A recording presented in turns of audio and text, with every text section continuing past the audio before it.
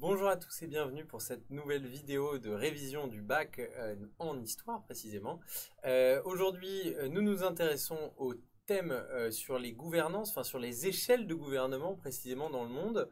L'échelle de gouvernement ici, c'est une échelle continentale puisqu'on s'intéresse au projet d'une Europe politique depuis le congrès de La Haye en 1948 ou depuis le traité de Maastricht. Si vous êtes en S, donc le traité de Maastricht, évidemment vous le savez, c'est en 1992. Donc c'est ici la question d'une Europe politique qui se pose, attention au terme du sujet, et on va essayer de voir quelles sont les évolutions et comment fonctionne cette idée d'une Europe politique depuis 1948 ou depuis 1992. Comme d'habitude, je ferai une partie centrée sur ce qui concerne avant tout les S, mais le début de ma réflexion depuis 1948 vous concerne aussi, quitte à ne pas prendre de notes. Écoutez-la bien parce que c'est en se plongeant dans les origines de ce qu'on étudie qu'on apprend à en saisir les subtilités.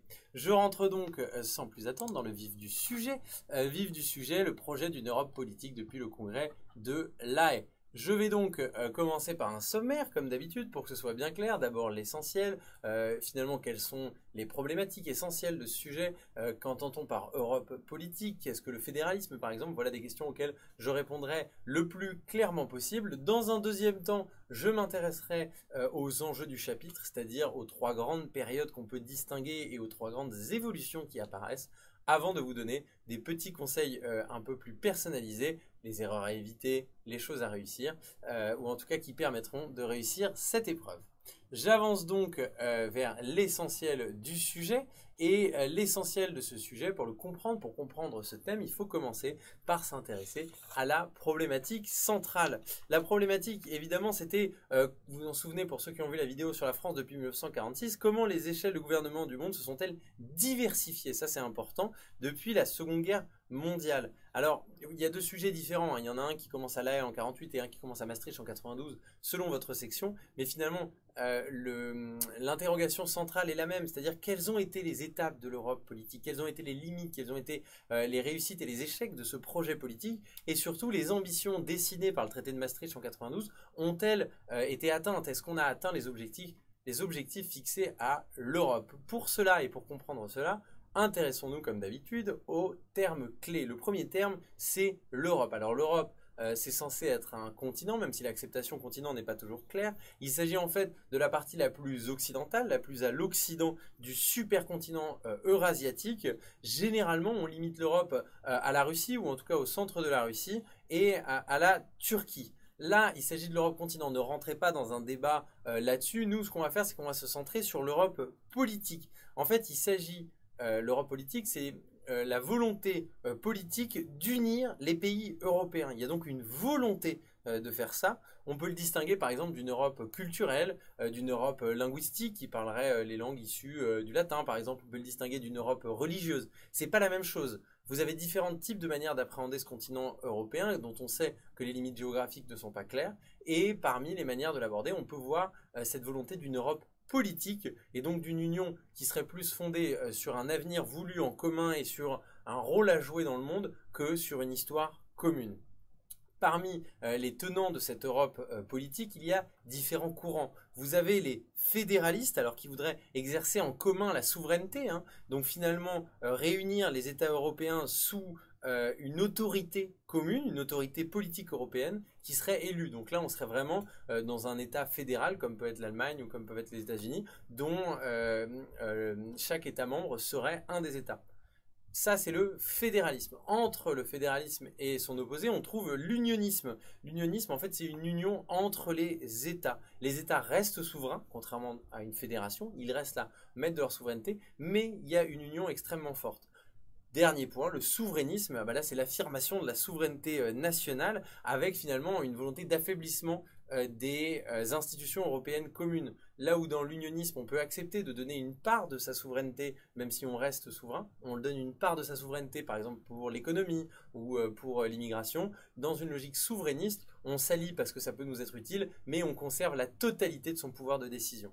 Donc on voit bien que cette idée d'une Europe politique, c'est une idée qui déchaîne les passions, évidemment, qui déchaîne les oppositions, mais surtout c'est une idée qui peut être lue de manière très différente.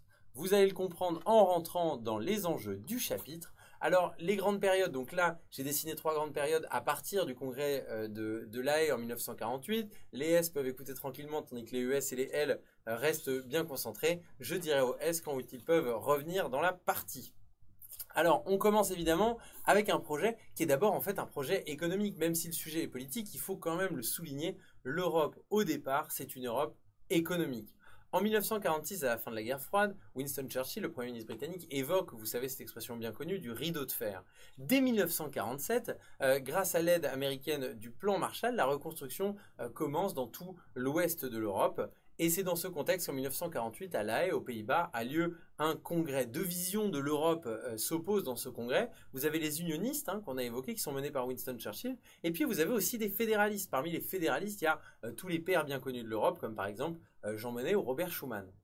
En 1949, un traité est signé à Londres et c'est la création du Conseil de l'Europe qui doit favoriser le progrès économique et social. Ça, c'est en 1949. On va voir qu'il y a une évolution qui s'accélère dans un deuxième temps avec la création finalement d'une communauté économique. En 1951, 2 ans plus tard, différents pays, à savoir l'Allemagne de l'Ouest, la Belgique, le Luxembourg, les Pays-Bas, la France et l'Italie, sous l'autorité d'une haute autorité supranationale, mettent en place la communauté européenne du charbon et de l'acier. C'est Jean Monnet qui portait ce programme, ce projet, qu'on appelait la CECA. Et donc on voit bien que l'union des pays européens se fait d'abord sous un angle purement économique et notamment sous l'angle du charbon et de l'acier, la sidérurgie et les mines étant extrêmement importantes dans les économies européennes de cette époque. On continue en 1957 avec le traité de Rome qui va élargir cette logique à la communauté économique européenne, la CE, où là il y a véritablement une volonté de développement économique en commun et surtout de lutter contre la menace, ce qui est perçu comme une menace, la menace soviétique. Tout ça va s'incarner dans une politique agricole commune en 1962, mais surtout dans un marché commun en 1968 qui va développer des liens d'interdépendance. On voit donc bien que ce projet est d'abord un projet économique et que c'est là que ça fonctionne bien. Parce qu'en effet, si on regarde dans les autres domaines, il y a encore quand même pas mal de limites. La première chose, c'était la communauté européenne de défense qui va se solder par un échec en 1954, notamment parce que beaucoup refusent de voir l'Allemagne être réarmée, donc ça ne fonctionne pas dans le domaine militaire. Et on va voir en 1974, et c'est peut-être aussi pour ça qu'on peut basculer une deuxième partie à ce moment-là, qu'il va y avoir la création d'un Conseil européen. Vous aviez un Conseil de l'Europe, maintenant il y a un Conseil européen qui est créé en 1974, qui est en fait la réunion des chefs d'État. Et donc du coup, ça permet de limiter le poids pris par les institutions supranationales. On sait notamment par exemple que dans les années 60, le souverainisme que pouvait incarner un général de Gaulle, ou en tout cas l'idée d'une Europe des nations et pas d'une Europe fédéraliste, prend de plus en plus d'importance. On va passer maintenant à la période qui voit le renforcement des liens politiques entre 1974 et 1995, ou en tout cas entre 1974 et les années 90. D'abord dans les années 80, porté par une nouvelle génération de dirigeants, il va y avoir l'accélération de la construction européenne. Par cette nouvelle génération de dirigeants, j'entends par exemple François Mitterrand, mais aussi Helmut Kohl, ou alors le président de la Commission européenne, Jacques Delors, cette Commission européenne créée en 1958, qui veut à tout prix renforcer l'intégration des pays dans le processus européen. En termes de légitimité, en 1979, le Parlement européen va être élu au suffrage universel direct. Ça, c'est très important parce qu'on pense vraiment à l'époque que ça va permettre d'incarner la souveraineté de chaque citoyen européen dans les institutions européenne. Dans ce contexte-là, l'Europe va s'agrandir. Elle s'était déjà un petit peu agrandie avec l'entrée du Royaume-Uni, de l'Irlande et du Danemark en 1973. Dès 1981, la Grèce fait son entrée dans cette communauté européenne. L'Espagne et le Portugal suivent en 1986. Année 1986 particulièrement importante puisque en 1985, juste avant, avait été signée la liberté de circulation, ce qui a été appelé les accords Schengen, d'abord entre la France, l'Allemagne de l'Ouest et le Benelux. Et donc justement, on commence à avoir, au-delà d'un projet purement économique, un projet véritablement politique avec une réunion des pays. En 1986, c'est pour ça que je disais que l'année était si importante, l'acte unique, ce qui s'appelle l'acte unique, c'est une réforme en fait de la communauté économique européenne où le Conseil européen prend un rôle dirigeant mais où on trouve une augmentation du pouvoir de la Commission et du Parlement qui tire, je vous le rappelle, une grande légitimité de l'élection au suffrage universel. Cette évolution, elle va conduire à la disparition de la CEE avec un petit ralentissement dans les années 80, à la fin des années 80, il faut quand même le dire, puisque Margaret Thatcher, le Premier ministre britannique, enfin la Première ministre britannique, incarne finalement un mouvement beaucoup plus souverainiste dans le cadre de l'Europe. La CE reste purement économique jusqu'en 1992. En 1992, à Maastricht, encore une fois, hein, c'est là qu'on fait le lien avec le congrès de La Haye et que les Est peuvent nous rejoindre, aux Pays-Bas, est fondée l'Union européenne et surtout on prévoit la mise en place d'une monnaie unique dès 1999. L'intégration politique de nouveaux pays est aussi à l'ordre du jour, la coopération en matière judiciaire, en matière pénale, on voit que l'Union devient de plus en plus importante et surtout la création d'un statut de citoyen européen. Ça, politiquement, c'est extrêmement fort. Les Danois refusent ce traité de Maastricht et obtiennent finalement des aménagements. Les Français l'acceptent à seulement 51% des voix, ce qui nous conduit donc vers ce que j'ai appelé de manière un petit peu polémique l'Europe en panne. Il manque le point d'interrogation sur cette phrase. En réalité, il y en a un. Est-ce que l'Europe est véritablement en panne? Tout commence en 1995. Pourtant, les choses se passent plutôt bien puisque l'Autriche, la Finlande et la Suède, dans un contexte d'effondrement de l'Union soviétique, intègrent l'Europe.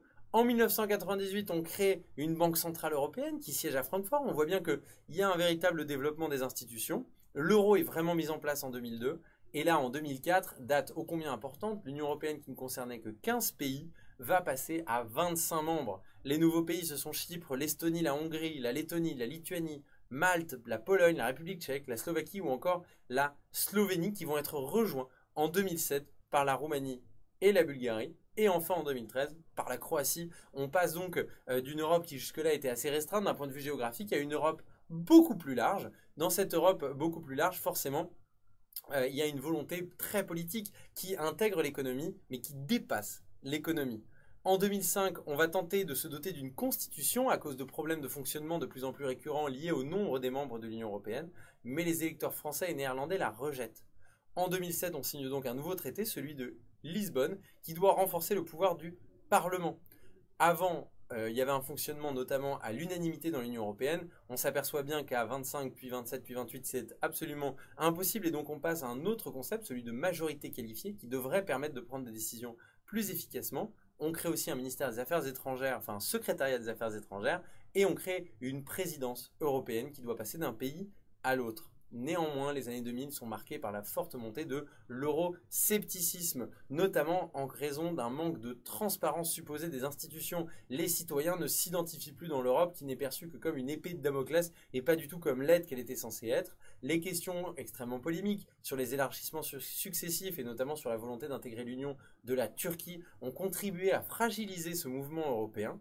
Il faut aussi noter la violence de la crise économique de 2007 entre 2007 et 2010, et notamment la situation catastrophique de pays incarnés particulièrement par la Grèce. Tout cela conduit, et ça c'est important pour votre sujet, en 2016 ce qu'on a appelé le Brexit, c'est-à-dire David Cameron, le Premier ministre britannique, avait organisé un référendum sur le fait de rester ou non dans l'Union européenne pour la Grande-Bretagne et un petit peu moins de 52% des Britanniques ont choisi de quitter l'Union européenne. C'est donc une remise en cause sans précédent du projet européen, cette union politique qui jusque-là n'avait connu que des élargissements.